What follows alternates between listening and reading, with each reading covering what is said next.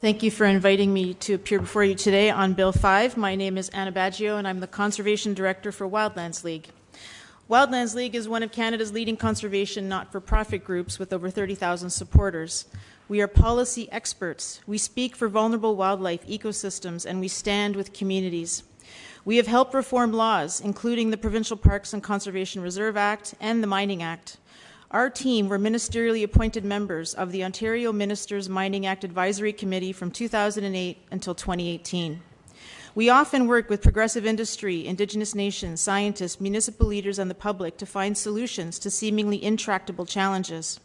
Our team are national leaders in boreal caribou conservation, protected areas, and forestry. Our main conclusion today is that we strongly object to Bill 5 and it must be withdrawn. It is an attack on the rule of law, our environment, Indigenous rights, and our democracy. And now I'm just going to go through a few comments. You'll see there's a bit more, I've included a bit more for the committee, but I'll just give you some comments. Repealing the Endangered Species Act and replacing it with a shell law is a betrayal. This shell law narrows the definition of habitat, eliminates protection and recovery objectives, ignores science, allows damaging activities to go ahead as long as they're registered, replaces species at risk needs with proponents' needs. This takes us back 50 years. In response to the threats by Trump, the province is giving itself Trump-like powers to get rid of laws it sees as getting in the way of mines, highways, and development.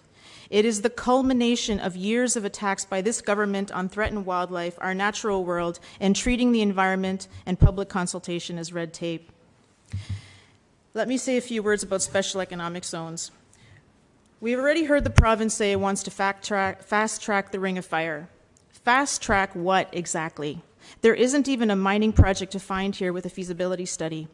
Are mining companies going to be allowed to construct a mine in Indigenous lands and on globally significant peatlands without undergoing an environmental assessment, without the consent of communities, and in the absence of a proven economic case?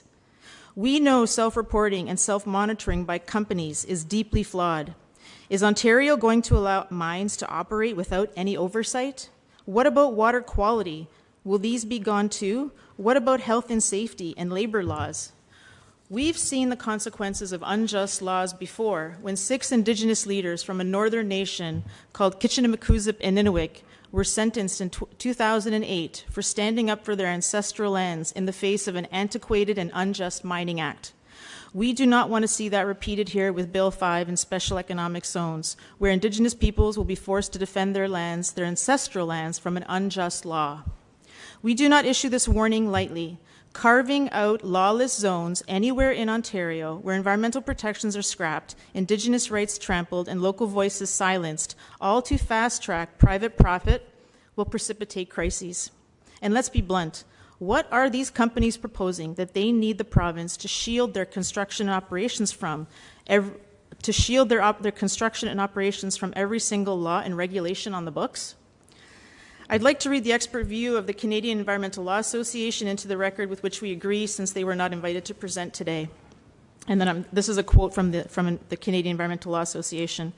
In our view, this vague proposed legislation represents a direct assault on the rule of law, since it enables the province to make regulations delineating zones in which trusted proponents or designated projects may not have to comply with the existing legal requirements enacted by the Ontario legislature and bylaws made by municipalities that otherwise apply to every individual and corporation, end quote.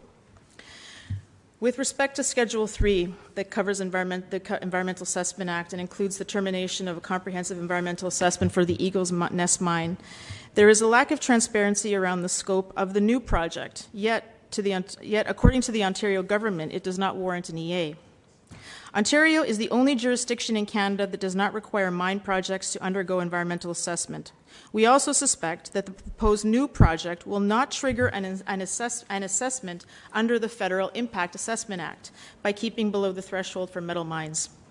Without an environmental assessment at all, the public, Indigenous peoples, investment community will be deprived of a transparent process designed to prevent and mitigate significant adverse effects. Environmental assessment is not red tape. It is a critical forward-looking function within our society to prevent and mitigate impacts. It is not duplicative of other environmental approvals.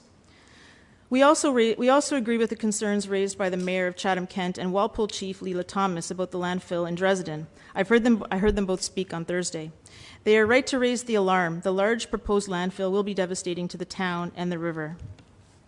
And let me just say quickly about Schedule 5 in the Mining Act. In the interest of time, I just want to draw your attention to a section that would allow the minister to cancel or revoke mining claims and or terminate a lease for the protection of a national mineral supply chain. This is an admission that the free entry system as currently constructed is a problem. We agree. We recommend a separate legislative process that addresses the broad failings of the free entry system and recommend that the government expand its powers to cancel or revoke mining claims or terminate a lease in response to potential impacts to public health, safety, environment, and reconciliation with Indigenous peoples. To conclude, we support efficiencies, robust environmental laws, transparency, and holding proponents to the highest standards, not giving them free rein. Please withdraw Bill 5.